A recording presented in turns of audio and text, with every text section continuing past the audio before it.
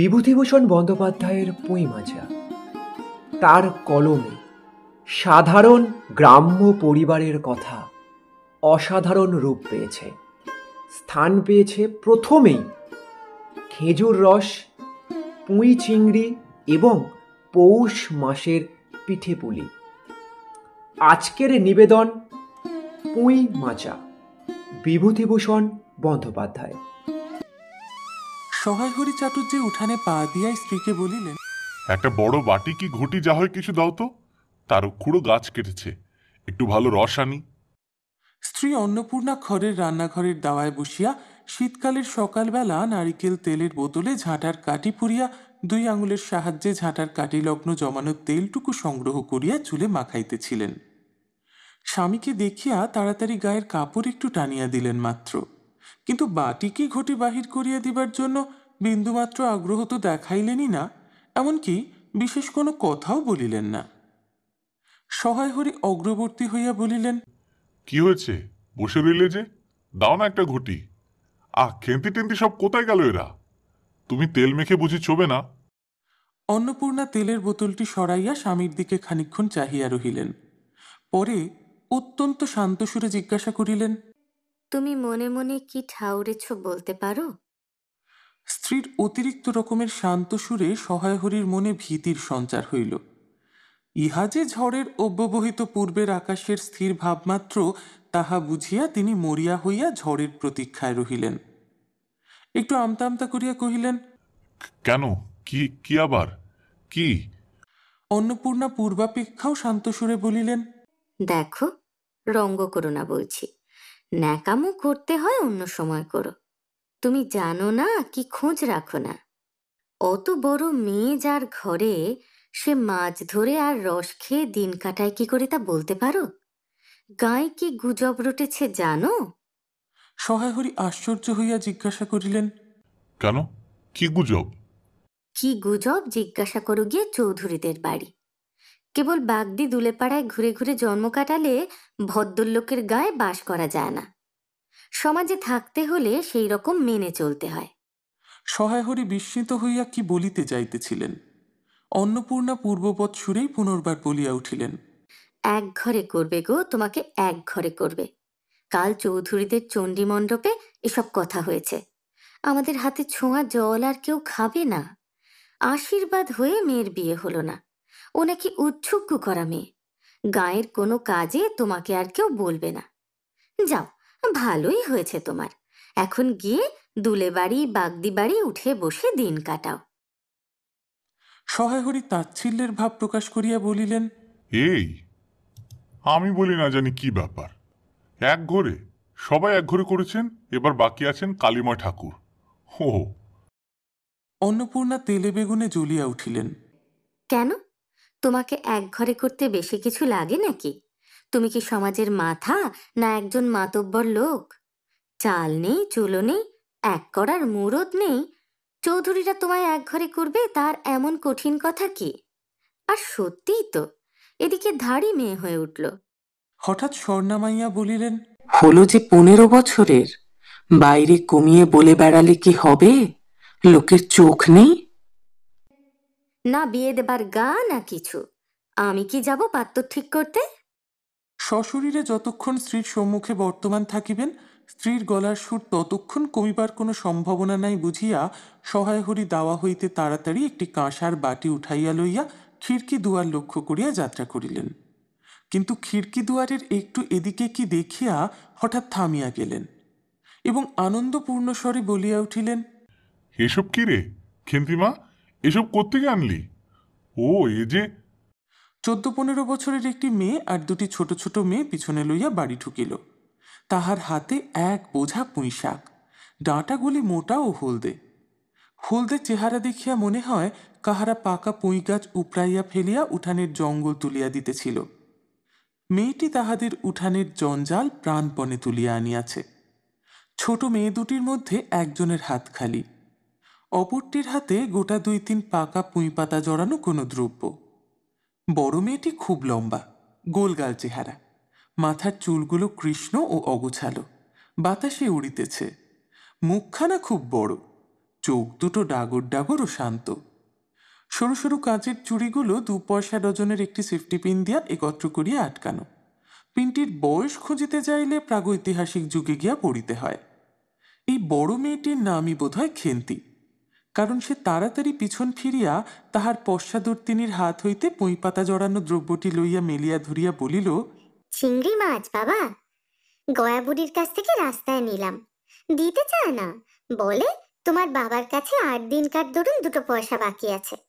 আমি বললাম, দাও গয়া পিসি, আমার বাবা কি তোমার 2 পয়সা নিয়ে পালিয়ে যাবে? আর এই পুঁই শাকগুলো ঘাটের ধারে রায় কাকা দিয়ে বললে, নিয়ে যা, কেমন মোটা মোটা। অন্নপূর্ণা দাওয়া হইতেই অত্যন্ত ঝাঁঝের সহিত চিৎকার করিয়া উঠিলেন, নিয়ে যা! আহা, কি অমর্ত্যই তোমাকে তারা দিয়েছে। পাকা পুঁই ডাঁটা কাঠ হয়ে গিয়েছে, 2 দিন পরে ফেলে দিত। নিয়ে যা। আর উনি তাদের আগাছা উড়িয়ে নিয়ে এসেছেন। ভালোই হয়েছে, তাদের আর নিজেদের কষ্ট করে কাটতে হলো না। যত পাথুরে বোকা সব মরতে আসে আমার ঘাড়ে। ধাড়ি মেয়ে, বলে দিয়েছি না তোমায়, বাড়ির বাইরে কোথাও পা দিও না। লজ্জা করে না এপাড়া সেপাড়া করে বেড়াতে? বিয়ে হলে যে 4 ছেলের মা হতে। খাওয়ার নামে আর জ্ঞান থাকে না, না? কোথায় শাক, কোথায় বেগুন, আর একজন বেড়াচ্ছেন কোথায় রস, কোথায় ছাই, কোথায় পাঁশ। ফেল বলছি ওসব, ফেল। মেয়েটি শান্ত অথচ ভয় মিশ্রিত দৃষ্টিতে মার দিকে চাহিয়া হাতের বাঁধন আলগা করিয়া দিল। পুঁই শাকের বোঝা মাটিতে পড়িয়া গেল।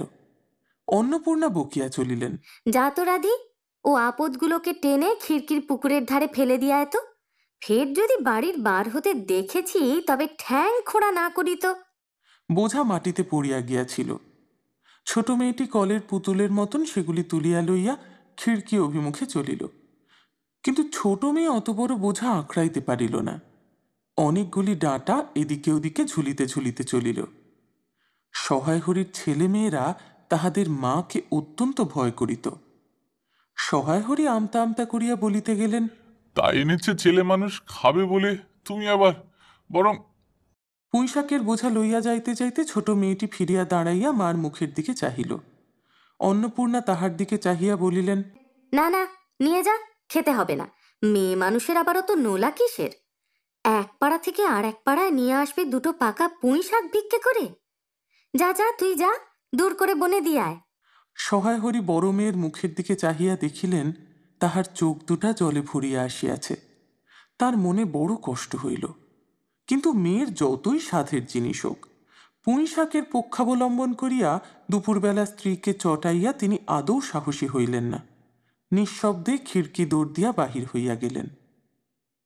বসিয়া রাঁধিতে রাঁধিতে বড় মেয়ের মুখের কাতর দৃষ্টি স্মরণে পড়িবার সঙ্গে সঙ্গে অন্নপূর্ণার মনে পড়িল গত অরন্ধনের পূর্বদিন বাড়িতে পুঁই শাক রান্নার সময় খেন্তি আবদার করিয়া বলিয়াছিল, মা, অর্ধেকগুলো কিন্তু একা আমার, অর্ধেক সব মিলে তোমাদের। বাড়িতে কেহ ছিল না। তিনি নিজে গিয়া উঠানের ও খিড়কিদোরের আশেপাশে যে ডাঁটা পড়িয়াছিল সেগুলি কুড়াইয়া লইয়া আসিলেন। বাকিগুলো কুড়োনো যায় না, ডোবার ধারের ছায় গাদায় ফেলিয়া দিয়াছে। কুচা চিংড়ি দিয়া এইরূপে চুপি চুপি পুঁই শাকের তরকারি রাঁধিলেন। দুপুরবেলা খেন্তি পাতে পুঁই শাকের চচ্চড়ি দেখিয়া বিস্ময় ও আনন্দপূর্ণ ডাগর চোখে মায়ের দিকে ভয় ভয়ে চাহিল। 2-1 বার এদিকে ওদিকে ঘুরিয়া আসিতেই অন্নপূর্ণা দেখিলেন উক্ত পুঁই শাকের এক টুকরাও তাহার পাতে পড়িয়া নাই। পুঁই শাকের উপর তাহার এই মেয়েটির কিরূপ লোভ তাহা তিনি জানিতেন। জিজ্ঞাসা করিলেন, কিরে খেন্তি, আর একটু চচ্চড়ি দি? খেন্তি তৎক্ষণাৎ ঘাড় নাড়িয়া এ আনন্দজনক প্রস্তাব সমর্থন করিল। কি ভাবিয়া অন্নপূর্ণার চোখে জল আসিল। চাপিতে গিয়া তিনি চোখ উঁচু করিয়া চালের বাতায় গোঁজা ডাল হইতে শুকনা লঙ্কা পাড়িতে লাগিলেন। কালীময়ের চণ্ডীমণ্ডপে সেদিন বৈকালবেলা সহায় হরির ডাক পড়িল। সংক্ষিপ্ত ভূমিকা ফাঁদিবার পর কালীময় উত্তেজিত সুরে বলিলেন, সেসব দিন কি আর আছে ভায়া? এই ধরো কেষ্ট মুখ হচ্ছে, স্বভাব নইলে পাত্রে দেব না, স্বভাব নইলে পাত্রে দেব না করে কি কাণ্ডটাই করলে। অবশেষে কিনা হরির ছেলেটাকে ধরে পড়ে মেয়েটার বিয়ে দেয়, তবে রক্ষে। তার কি স্বভাব? রাম বলো, 6-7 পুরুষে ভঙ্গ, 50 রত্রিয়। পরে সুর নরম করিয়া বলিলেন, তা সমাজের সেসব শাসনের দিন কি আর আছে? দিন দিন চলে যাচ্ছে। বেশি দূরে যাই কেন, এই তোমার মেয়েটি 13 বছরের। সহায় হরি বাধা দিয়া বলিতে গেলেন, এই শ্রাবণের 13ই। আহা হা, 13 আর 16 তফাৎ কিসের শুনি? 13 আর 16 তফাৎটা কিসের? আর সে 13 হোক, চাই 16 হোক, চাই 50 হোক, তাতে আমাদের দরকার নেই। সে তোমার হিসেব তোমার কাছে। কিন্তু পাত্রর আশীর্বাদ হয়ে গেল, তুমি বেঁকে বসলে কি জন্যে শুনি? ও তো একরকম উৎসুক করা মেয়ে। আশীর্বাদ হও যা, বিয়ে হও তা, 7 পাকের যা বাকি, এই তো। সমাজে বসে এসব কাজগুলো তুমি যে করবে আর আমরা বসে বসে দেখব, এ তুমি মনে ভেবো না।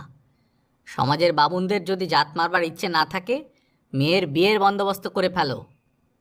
পাত্তর রাজপুত্তর না হলে কি পাত্তর মেলে না? গরিব মানুষ, দিতে থুতে পারবে না বলেই তো শ্রীমন্ত মজুমদারের ছেলেকে ঠিক করে দিলাম। লেখাপড়া নাই বা জানলে, জজ ম্যাজিস্ট্রেট না হলে কি আর মানুষ হয় না? দিব্যি বাড়ি, বাগান, পুকুর, শুনলাম এবার নাকি 20 জমিতে 4টি আমন ধানও করেছে। ব্যাস, রাজার হাল। 2 ভাইয়ের অভাব কি? ইতিহাসটা হইতেছে এই যে মণিগাঁয়ের উক্ত মজুমদার মহাশয়ের পুত্রটি কালিময় ঠিক করিয়া দেন। কেন কালিময় মাথা ব্যথা করিয়া সহায় হরির মেয়ের বিয়ের সম্বন্ধ মজুমদার মহাশয়ের ছেলের সঙ্গে ঠিক করিতে গেলেন, তাহার কারণ নির্দেশ করিতে যাইয়া কেহ কেহ বলেন যে কালিময় নাকি মজুমদার মহাশয়ের কাছে অনেক টাকা ধারেন, অনেক দিনের সুদ পর্যন্ত বাকি, শীঘ্র নালিশ হইবে ইত্যাদি। এই গুজব যে শুধু অবান্তর তাহাই নহে, ইহার কোনো ভিত্তি আছে বলিয়াও মনে হয় না। ইহা দুষ্টপক্ষের রটনা মাত্র। যাহাই হোক, পাত্রপক্ষ আশীর্বাদ করিয়া যাওয়ার দিন কতক পরে সহায় হরি টের পান পাত্রটি কয়েক মাস পূর্বে নিজের গ্রামে কি একটা করিবার ফলে গ্রামের এক কুম্ভকার বধূর আত্মীয় স্বজনের হাতে বেদম প্রহার খাইয়া কিছুদিন নাকি শয্যাগত ছিল। এরকম পাত্রে মেয়ে দিবার প্রস্তাব মনঃপুত না হওয়ায় সহায় হরি সে সম্বন্ধ ভাঙিয়া দেন। দিন 2 পরের কথা।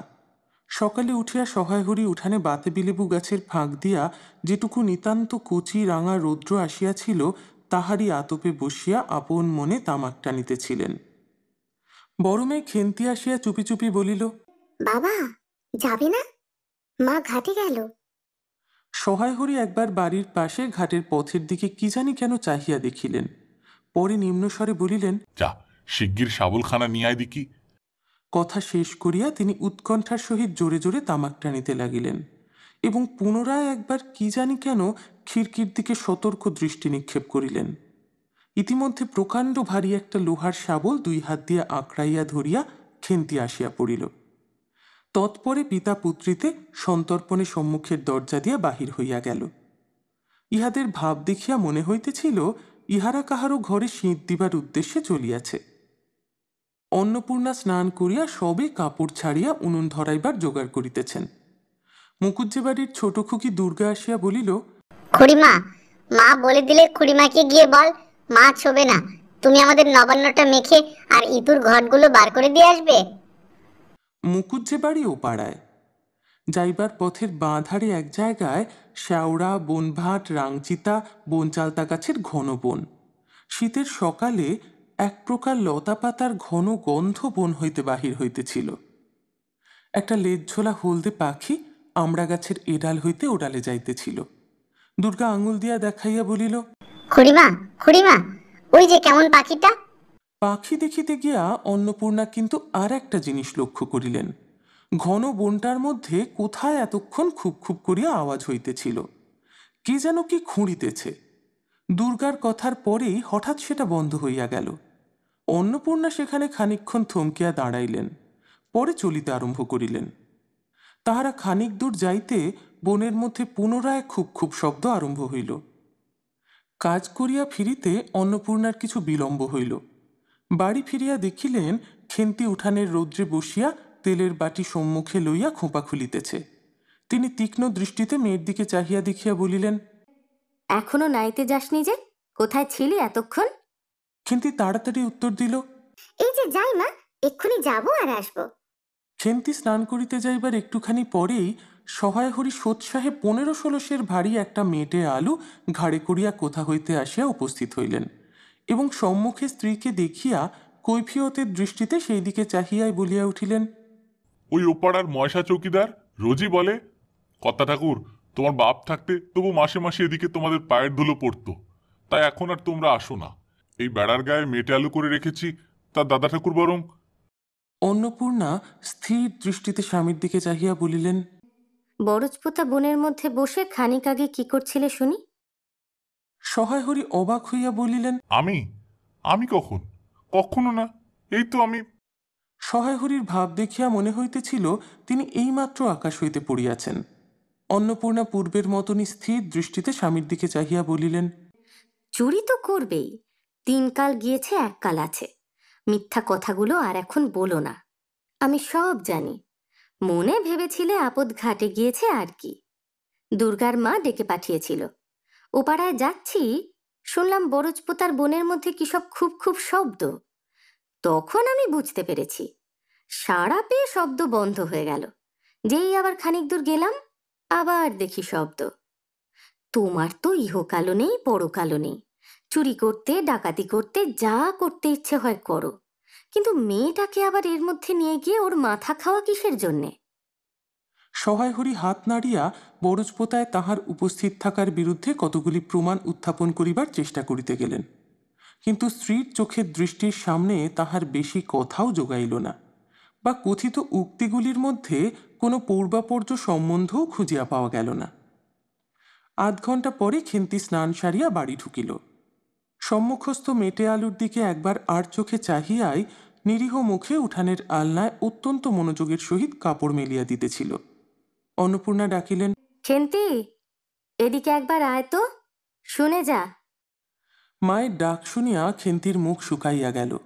সে ইতস্তত করিতে করিতে মার নিকটে আসিলে তিনি জিজ্ঞাসা করিলেন, এই মেটে আলুটা দুজনে মিলে তুলে এনেছিস না? খেন্তি মার মুখের দিকে একটুখানি চাহিয়া থাকিয়া একবার ভূপতিত মেটে আলুটার দিকে চাহিল, পরে পুনরায় মার মুখের দিকে চাহিল এবং সঙ্গে সঙ্গে ক্ষিপ্র দৃষ্টিতে একবার বাড়ির সম্মুখস্থ বাঁশঝাড়ের মাথার দিকেও চাহিয়া লইল। তাহার কপালে বিন্দু বিন্দু ঘাম দেখা দিল, কিন্তু মুখ দিয়া কথা বাহির হইল না। অন্নপূর্ণা কড়া সুরে বলিলেন, কথা বলছিস না যে বড়, এই মেটে আলু তুই এনেছিস কি না? খেন্তি বিপন্ন চোখে মার মুখের দিকেই চাহিয়াছিল। উত্তর দিল, হ্যাঁ। অন্নপূর্ণা তেলে বেগুনে জ্বলিয়া উঠিয়া বলিলেন, পাজি, আজ তোমার পিঠে আমি আস্ত কাঠের চেলা ভাঙবো তবে ছাড়বো। বরজপোতার বনে গিয়েছে মেটে আলু চুরি করতে? সমত্ত মেয়ে বিয়ের যোগ্যী হয়ে গেছে কোন কালে? সেই একগলা বিজন বন যার মধ্যে দিন দুপুরে বাঘ লুকিয়ে থাকে, তার মধ্যে থেকে পরের আলু নিয়ে এলো তুলে। যদি গোসাইরা চৌকিদার ডেকে তোমায় ধরিয়ে দেয়, তোমার কোন শ্বশুর এসে তোমায় বাঁচাতো? আমার জোটে খাবো না জোটে না খাবো, তা বলে পরের জিনিসে হাত? এ মেয়ে নিয়ে আমি কি করব মা? 2-3 দিন পরে একদিন বৈকালে ধুলা মাটি মাখা হাতে খেন্তি মাকে আসিয়া বলিল, মা মা, দেখবে এসো। অন্নপূর্ণা গিয়া দেখিলেন ভাঙা পাঁচিলের ধারে যে ছোট খোলা জমিতে কতকগুলো পাথরকুচি ও কণ্টিকারির জঙ্গল হইয়াছিল, খেন্তি ছোট বোনটিকে লইয়া সেখানে মহা উৎসাহে তরকারির আওলাদ করিবার আয়োজন করিতেছে, এবং ভবিষ্যসম্ভাবী নানাবিধ কাল্পনিক ফলমূলের অগ্রদূত স্বরূপ বর্তমানে কেবল একটি মাত্র শীর্ণকায় পুঁইশাকের চারা কাপড়ের ফালির গ্রন্থিবদ্ধ হইয়া ফাঁসি হইয়া যাওয়া আসামির মতন ঊর্ধ্বমুখে একখণ্ড শুষ্ক কঞ্চির গায়ে ঝুলিয়া রহিয়াছে। ফলমূলাদির অবশিষ্টগুলি আপাতত তার বড় মেয়ের মস্তিষ্কের মধ্যে অবস্থিত করিতেছে। দিনের আলোয় এখনো বাহির হয় নাই। অন্নপূর্ণা হাসিয়া বলিলেন, দূর পাগলি, এখন পুঁই ডাঁটার চারা পোঁতে কখনো? বর্ষাকালে পুঁততে হয়, এখন যে জল না পেয়ে মরে যাবে। খেন্তি বলল, কেন? আমি রোজ জল ঢালবো। অন্নপূর্ণা বলিলেন, দেখ, হয়তো বেঁচে যেতেও পারে। আজকাল রাতে খুব শিশির হয়। খুব শীত পড়িয়াছে। সকালে উঠিয়া সহায় হরি দেখিলেন তাহার 2 ছোট মেয়ে দোলায় গায়ে বাঁধিয়া রোদ উঠিবার প্রত্যাশায় উঠানের কাঁঠাল তলায় দাঁড়াইয়া আছে। একটা ভাঙা ঝুড়ি করিয়া খেন্তি শীতে কাঁপিতে কাঁপিতে মুকুজ্জে বাড়ি হইতে গোবর কুড়াইয়া আনিল। সহায় হরি বলিলেন, হ্যাঁ মা খেন্তি, তা সকালে উঠে জামাটা গায়ে দিতে তোর কি হয়? দেখ দেখি, এই শীত। আচ্ছা দিচ্ছি বাবা। কই শীত? তেমন তো। হ্যাঁ দে মা, এক্ষুনি দে। অসুখ বিসুখ 5 রকম হতে পারে, বুঝলি নে। সহায় হরি বাহির হইয়া গেলেন।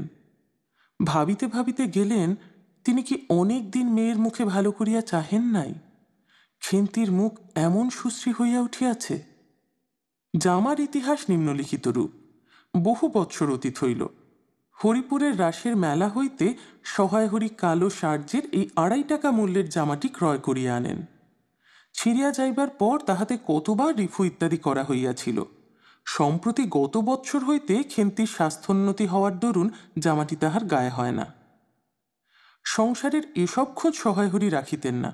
জামার বর্তমান অবস্থা অন্নপূর্ণারও জানা ছিল না। খেন্তির নিজস্ব ভাঙা টিনের তোরঙ্গের মধ্যে উহা থাকিত। পৌষ সংক্রান্তি সন্ধ্যাবেলা অন্নপূর্ণা একটি কাঁশিতে চালের গুঁড়া, ময়দা ও গুড় দিয়া চটকাইতেছিলেন। একটা ছোট বাটিতে 1 বাটি তেল। খেন্তি কুড়ুনির নিচে একটা কলার পাত পাড়িয়া 1 থাল নারকেল কুড়িতেছে। অন্নপূর্ণা প্রথমে খেন্তির সাহায্য লইতে স্বীকৃত হন নাই, কারণ সে যেখানে সেখানে বসে বনে বাদারে ঘুরিয়া ফেরে, তাহার কাপড় চোপড় শাস্ত্রসম্মত ও সূচি নহে। অবশেষে খেন্তি নিতান্ত ধরিয়া পড়ায় হাত পা ধুয়াইয়া ও শুদ্ধ কাপড় পরাইয়া তাহাকে বর্তমান পদে নিযুক্ত করিয়াছেন। ময়দার গোলামাখা শেষ হইলে অন্নপূর্ণা উনুনে খোলা চাপাইতে যাইতেছেন। ছোট মেয়ে রাধি হঠাৎ ডান হাতখানা পাতিয়া বলিল, মা, ওই একটু। অন্নপূর্ণা বড় গামলাটা হইতে একটুখানি গোলা তুলিয়া লইয়া হাতের আঙুল পাঁচটি দ্বারা একটি বিশেষ মুদ্রা রচনা করিয়া সেটুকু রাধির প্রসারিত হাতের উপর দিলেন। মেজ মেয়ে পুটি অমনি ডান হাতখানা কাপড়ে তাড়াতাড়ি মুছিয়া লইয়া মার সামনে পাতিয়া বলিল, মা, আমায় একটু। খেন্তি সূচিবস্ত্রে নারকেল কুড়িতে কুড়িতে লুব্ধ নেত্রে মধ্যে মধ্যে এদিকে চাহিতেছিল। এই সময় খাইতে চাওয়ায় মা পাছে বকে, সেই ভয়ে চুপ করিয়া রহিল। অন্নপূর্ণা বলিলেন, দেখি নিয়ে আয় খেন্তি ওই নারকেল মালাটা, ওতে তোর জন্য একটু রাখি। খেন্তি ক্ষিপ্র হস্তে নারিকেলের উপরের মালাখানা যাহাতে ফুটা নাই সেখানে সরাইয়া দিল। অন্নপূর্ণা তাহাতে একটু বেশি করিয়া গোলা ঢালিয়া দিলেন। মেজ মেয়ে পুঁটি বলিল, জ্যাঠাইমারা অনেকখানি দুধ নিয়েছে। রাঙা দিদি ক্ষীর তৈরি করছিল, ওদের অনেক রকম হবে। খেন্তি মুখ তুলিয়া বলিল, এবেলা আবার হবে নাকি? ওরা তো ওবেলা ব্রাহ্মণ নেমন্তন্ন করেছিল, সুরেশ কাকাকে আর ওপাড়ার তিনুর বাবাকে। ওবেলা তো পায়েস, ঝোলপুলি, মুক্তক্তি এসব হয়েছে। পুঁটি জিজ্ঞাসা করিল, হ্যাঁ মা, ক্ষীর নইলে নাকি পাটিসাপটা হয় না? খেদি বলছিল ক্ষীরের পুর না হলে কি আর পাটিসাপটা হয়? আমি বললাম, কেন, আমার মা তো শুধু নারকেলের ছাই দিয়েই করে, সে তো কেমন ভালো লাগে। অন্নপূর্ণা বেগুনের বোঁটায় একটুখানি তেল লইয়া খোলায় মাখাইতে মাখাইতে প্রশ্নের সদুত্তর খুঁজিতে লাগিলেন। খেন্তি বলিল, খেদির ওই সব কথা। খেদির মা তো ভারী পিঠে করে কিনা। ক্ষীরের পুর দিয়ে ঘিয়ে ভাজলেই কি আর পিঠে হলো? সেদিন জামাই এলে ওদের বাড়িতে দেখতে গেলুম কিনা, তাই খুড়িমা দুখানা পাটিসাপটা খেতে দিলে। ওমা, কেমন একটা ধরা ধরা গন্ধ! আর পিঠেতে কখনো কোনো গন্ধ পাওয়া যায়? পাটিসাপটা ক্ষীর দিলে ছাই খেতে হয়। বেপরোয়াভাবে উপরোক্ত উক্তি শেষ করিয়া খেন্তি মার চোখের দিকে চাহিয়া জিজ্ঞাসা করিল, মা, নারকেলের কোড়া একটু নেব? অন্নপূর্ণা বলিলেন, নে, কিন্তু এখানে বসে খাস নে, মুখ থেকে পড়বে না কি হবে, যা ওই দিকে যা। খেন্তি নারকেলের মালায় 1 থাবা তুলিয়া লইয়া একটু দূরে গিয়া খাইতে লাগিল। মুখ যদি মনের দর্পণ স্বরূপ হয়, তবে খেন্তির মুখ দেখিয়া সন্দেহের কোনো কারণ থাকিতে পারিত না যে সে অত্যন্ত মানসিক তৃপ্তি অনুভব করিতেছে। ঘণ্টাখানেক পরে অন্নপূর্ণা বলিলেন, ওরে, তোরা সব এক এক টুকরো পাতা পেতে বসতো দেখি, গরম গরম দি। খেন্তি, জল দেওয়া ভাত আছে ও বেলার, বার করে নিয়ে আয়। খেন্তির নিকট অন্নপূর্ণার এই প্রস্তাব যে মনঃপুত হইল না, তাহা তার মুখ দেখিয়া বোঝা গেল। পুঁটি বলিল, মা, বড়দি পিঠেই খাক, ভালোবাসে। ভাত বরং থাকুক, আমরা কাল সকালে খাবো। খান কয়েক খাইবার পরেই মেজ মেয়ে পুঁটি খাইতে চাহিল না। সে নাকি অধিক মিষ্ট খাইতে পারে না। সকলের খাওয়া শেষ হইয়া গেলেও খেন্তি তখনও খাইতেছে। সে মুখ বুজিয়া শান্তভাবে খায়, বড় একটা কথা কহে না। অন্নপূর্ণা দেখিলেন সে কম করিয়াও 18-19 খানা খাইয়াছে। জিজ্ঞাসা করিলেন, খেন্তি, আর নিবি? খেন্তি খাইতে খাইতে শান্তভাবে সম্মতিসূচক ঘাড় নাড়িল। অন্নপূর্ণা তাহাকে আরও খান কয়েক দিলেন। খেন্তির মুখ চোখ ঈষৎ উজ্জ্বল দেখাইল। হাসি ভরা চোখে মার দিকে চাহিয়া বলিল, বেশ খেতে হয়েছে মা, ওই যে তুমি কেমন ফেনিয়ে নাও, ওতেই কিন্তু। সে পুনরায় খাইতে লাগিল। অন্নপূর্ণা হাতা খুন্তি চুলি তুলিতে তুলিতে সস্নেহে তার এই শান্ত নিরীহ একটু অধিক মাত্রায় ভোজনপটু মেয়েটির দিকে চাহিয়া রহিলেন। মনে মনে ভাবিলেন, খেন্তি আমার যার ঘরে যাবে তাদের অনেক সুখ দেবে। এমন ভালো মানুষ, কাজকর্মে বকো মারো গাল দাও, তো শব্দটি মুখে নেই, উঁচু কথা কখনো কেউ শোনেনি। বৈশাখ মাসে প্রথমে সহায়হরির এক দূরসম্পর্কীয় আত্মীয়ের ঘটকালিতে খেন্তির বিবাহ হইয়া গেল। দ্বিতীয় পক্ষে বিবাহ করিলেও পাত্রটির বয়স 40-এর খুব বেশি কোনো মতেই হইবে না। তবুও প্রথমে এখানে অন্নপূর্ণা আদৌ ইচ্ছুক ছিলেন না, কিন্তু পাত্রটি সঙ্গতিপন্ন। শহর অঞ্চলে বাড়ি, সিলেট চুনো ইটের ব্যবসায় 2 পয়সা নাকি করিয়াছে। এরকম পাত্র হঠাৎ মেলাও বড় দুর্ঘট কিনা। জামাইয়ের বয়স একটু বেশি। প্রথমে অন্নপূর্ণা জামাইয়ের সম্মুখে বাহির হইতে একটু সংকোচ বোধ করিতেছিলেন। পরে পাছে খেন্তির মনে কষ্ট হয়, এই জন্য বরণের সময় তিনি খেন্তির সুপুষ্ট হস্তখানি ধরিয়া জামাইয়ের হাতে তুলিয়া দিলেন। চোখের জলে তাহার গলা বন্ধ হইয়া আসিল, কিছু বলিতে পারিলেন না। বাড়ির বাহির হইয়া আমলকিতলায় বেহারারা সুবিধা করিয়া লইবার জন্য বরের পালকি একবার নামাইল। অন্নপূর্ণা চাহিয়া দেখিলেন, বেড়ার ধারের নীল রঙের মেদি ফুলের গুচ্ছগুলি যেখানে নত হইয়া আছে, খেন্তির কম দামের বালুচরের রাঙা চেলির আঁচলখানা পালকির বাহির হইয়া সেখানে লুটাইতেছে। তাঁর এই অত্যন্ত অগোছালো, নিতান্ত নিরীহ এবং একটু অধিক মাত্রায় ভোজনপটু মেয়েটিকে পরের ঘরে অপরিচিত মহলে পাঠাইতে তার বুক উদ্বেল হইয়া উঠিতেছিল। খেন্তিকে কি অপরে ঠিক বুঝিবে? যাইবার সময় খেন্তি চোখের জলে ভাসিতে ভাসিতে সান্ত্বনার সুরে বলিয়াছিল, মা, আষাঢ় মাসেই আমাকে এনো, বাবাকে পাঠিয়ে দিও, 2 মাস তো। ও পাড়ার ঠান্দিদি বলিলেন, তোর বাবা তোর বাড়ি যাবে কেন রে? আগে নাতি হোক তবে তো। খেন্তির মুখ লজ্জায় রাঙা হইয়া উঠিল। জল ভরা ডাগর চোখের উপর একটুখানি লাজুক হাসির আভা মাখাইয়া সে একগুঁয়েমি সুরে বলিল, না, যাবে না বই কি, দেখো তো কেমন না যান। ফাল্গুন চৈত্র মাসের বৈকাল বেলা উঠানের মাচায় রৌদ্রে দেওয়া আমসত্ত্ব তুলিতে তুলিতে অন্নপূর্ণার মন হু হু করিত। তার অনাচারী লোভী মেয়েটি আজ বাড়িতে নাই যে। কোথা হইতে বেড়াইয়া আসিয়া লজ্জাহীনার মতন হাতখানি পাতিয়া মিনতির সুরে অমনি বলিবে, মা, বলবো একটা কথা, ওই কোনটা ছিঁড়ে একটুখানি। 1 বছরের উপর হইয়া গিয়াছে। পুনরায় আষাঢ় মাস। বর্ষা বেশ নামিয়াছে। ঘরের দাওয়ায় বসিয়া সহায়হরি প্রতিবেশী বিষ্ণু সরকারের সহিত কথা বলিতেছিলেন। সহায়হরি তামাক সাজিতে সাজিতে বলিলেন, ও তুমি ধরে রাখো, ওরকম হবেই দাদা। আমাদের অবস্থার লোকেও ওর চেয়ে ভালো কি করে আর জুটবে। বিষ্ণু সরকার তালপাতার চাটাইয়ের উপর উবু হইয়া বসিয়াছিলেন। দূর হইতে দেখিলে মনে হইবার কথা তিনি রুটি করিবার জন্য ময়দা চটকাইতেছেন। গলা পরিষ্কার করিয়া বলিলেন, না, সব তো আর, তাছাড়া আমি যা দেব নগদই দেব। তোমার মেয়েটির হয়েছিল কি? সহায়হরি হুঁকাটায় 5-6টি টান দিয়া কাশিতে কাশিতে বলিলেন, বসন্ত হয়েছিল শুনলাম। ব্যাপার কি দাঁড়ালো বুঝলে? মেয়ে তো কিছুতে পাঠাতে চায় না। 250 টাকা আন্দাজ বাকি ছিল, বলল ও টাকা আগে দাও তবে মেয়ে নিয়ে যাও। একেবারে চামার। তারপর বললাম টাকাটা ভায়া ক্রমে ক্রমে দিচ্ছি। পুজোর তত্ত্ব কম করেই 30 টাকার কম হবে না ভেবে দেখলাম কিনা। মেয়ের নানা নিন্দে উঠালে, ছোট লোকের মতন চাল, হাবাতে ঘরের মতো খাই খাই, আরো কত কি। পৌষ মাসে দেখতে গেলাম, মেয়েটাকে ফেলে থাকতে পারতাম না বুঝলে। সহায়হরি হঠাৎ কথা বন্ধ করিয়া জোরে মিনিট কতক ধরিয়া হুঁকায় টান দিতে লাগিলেন।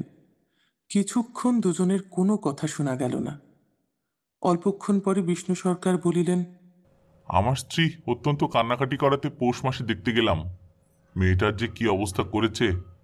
শাশুড়িটা শুনিয়ে শুনিয়ে বলতে লাগলো, না জেনে শুনে ছোট লোকের সঙ্গে কুটুম্বিতে করলে এরকমই হয়। যেমনি মেয়ে তেমনি বাপ। পৌষ মাসের দিন মেয়ে দেখতে এলেন শুধু হাতে। পরে বিষ্ণু সরকারের দিকে চাহিয়া বলিলেন, বলি আমরা ছোট লোক কি বড় লোক তোমার তো সরকার খুঁড়ো জানতে বাকি নেই। বলি পরমেশ্বর চাটুর্যের নামে নীলকুঠির আমলে এই অঞ্চলে বাঘে গরুতে 1 ঘাটে জল খেয়েছে। আজই না হয় আমি। প্রাচীন আভিজাত্যের গৌরবে সহায়হরি শুষ্ক স্বরে হাহা করিয়া খানিকটা শুষ্ক হাস্য করিলেন। বিষ্ণু সরকার সমর্থন সূচক একটা অস্পষ্ট শব্দ করিয়া বার কতক ঘাড় নাড়িলেন। তারপর ফাগুন মাসেই তার বসন্ত হলো। এমন চামার, বসন্ত গায়ে বেরুতেই টালায় আমার এক দুঃসম্পর্কের আত্মীয় আছে, একবার কালীঘাটে পুজো দিতে এসে তার খোঁজ পেয়েছিল, তার ওখানে ফেলে রেখে গেল। আমায় না একটা সংবাদ না কিছু। তারা আমায় সংবাদ দেয়, তা আমি গিয়ে দেখতে পাওনি? না, এমনই চামার, গহনাগুলো অসুখ অবস্থাতেই গা থেকে খুলে নিয়ে তবে টালায় পাঠিয়ে দিয়েছে। যাক, তা চলো যাওয়া যাক, বেল গেল। চার কি ঠিক করলে? পিঁপড়ের টোপে মুড়ির চাট তো সুবিধা হবে না। তারপর কয়েক মাস কাটিয়া গিয়াছে। আজ আবার পৌষ পার্বণের দিন। এবার পৌষ মাসের শেষাশেষি এত শীত পড়িয়াছে যে এরূপ শীত তাহারা কখনো জ্ঞানে দেখেন নাই। সন্ধ্যার সময় রান্নাঘরের মধ্যে বসিয়া অন্নপূর্ণা সরু চাকলি পিঠের জন্য চালের গুঁড়ার গোলা তৈয়ারি করিতেছেন। পুঁটি ও রাধি উনুনের পাশে বসিয়া আগুন পোহাইতেছে। রাধি বলিতেছে, আরেকটু জল দিতে হবে মা, অত ঘন করে ফেললে কেন? পুঁটি বলিল, আচ্ছা মা, ওতে একটু নুন দিলে হয় না? ও মা, দেখো মা, রাধির দোলাই কোথায় ঝুলছে, এক্ষুনি ধরে উঠবে। অন্নপূর্ণা বলিয়া উঠিলেন, সরে এসে বস মা, আগুনের ঘাড়ে গিয়ে না বসলে কি আগুন পোহানো হয় না? এইদিকে আয়। গোলা তৈয়ারি হইয়া গেল। খোলা আগুনে চড়াইয়া অন্নপূর্ণা গোলা ঢালিয়া মুচি দিয়া চাপিয়া ধরিলেন। দেখিতে দেখিতে মিঠে আঁচে পিঠে টোপরের মতন ফুলিয়া উঠিল। পুঁটি বলিল, মা দাও, প্রথম পিঠেখানা কানাচে সারা ষষ্ঠীকে ফেলে দিয়ে আসি। অন্নপূর্ণা বলিলেন, একা যাস নে, রাধিকে নিয়ে যা। খুব জ্যোৎস্না উঠিয়াছিল। বাড়ির পিছনে সারা গাছের ঝোপের মাথায় তেলকুচা লতার থলো থলো সাদা ফুলের মধ্যে জ্যোৎস্না আটকিয়া রহিয়াছে। পুঁটি ও রাধি খিড়কি দোর খুলিতেই একটা শিয়াল শুকনো পাতায় খসখস করিতে করিতে ঘন ঝোপের মধ্যে ছুটিয়া পলাইল। পুঁটি পিঠেখানা জোর করিয়া ছুঁড়িয়া ঝোপের মাথায় ফেলিয়া দিল। তাহার পর চারিধারের নির্জন বাঁশবনের নিস্তব্ধতায় ভয় পাইয়া ছেলে মানুষ পিছু হটিয়া আসিয়া খিড়কি দরজার মধ্যে ঢুকিয়া পড়িয়া তাড়াতাড়ি দ্বার বন্ধ করিয়া দিল। পুঁটি ও রাধি ফিরিয়া আসিলে অন্নপূর্ণা জিজ্ঞাসা করিলেন, দিলি? পুঁটি বলিল, হ্যাঁ মা, তুমি আর বছর যেখান থেকে নেবুর চারা তুলে এনেছিলে সেখানে ফেলে দিলাম। তারপর সে রাত্রে অনেকক্ষণ কাটিয়া গেল। পিঠে গড়া প্রায় শেষ হইয়া আসিয়াছে। রাতও তখন খুব বেশি। জ্যোৎস্নার আলোয় বাড়ির পিছনের বনে অনেকক্ষণ ধরিয়া একটা কাঠঠুকরা পাখি ঠকর শব্দ করিতেছিল। তাহার স্বরটাও যেন ক্রমে তন্দ্রালু হইয়া পড়িতেছে। দুই বোনের খাইবার জন্য কলার পাতা চিরিতে চিরিতে পুঁটি অন্যমনস্কভাবে হঠাৎ বলিয়া উঠিল, দিদি বড় ভালোবাসত। তিনজনেই খানিকক্ষণ নির্বাক হইয়া বসিয়া রহিল। তাহার পর তাহাদের তিনজনেরই দৃষ্টি কেমন করিয়া আপনা আপনি উঠোনের এক কোণে আবদ্ধ হইয়া পড়িল। সেখানে বাড়ির সেই লোভী মেয়েটির লোভের স্মৃতি পাতায় পাতায় শিরায় শিরায় জড়াইয়া তাহার কত সাধের নিজের হাতে পোঁতা পুঁই গাছটি মাচা জুড়িয়া বাড়িয়া উঠিয়াছে। বর্ষার জল ও কার্তিক মাসের শিশির লইয়া কচি কচি সবুজ ডগাগুলি মাচাতে সব ধরে নাই, মাচা হইতে বাহির হইয়া দুলিতেছে। সুপুষ্ট, নধর, প্রবর্ধমান জীবনের লাবণ্যে ভরপুর।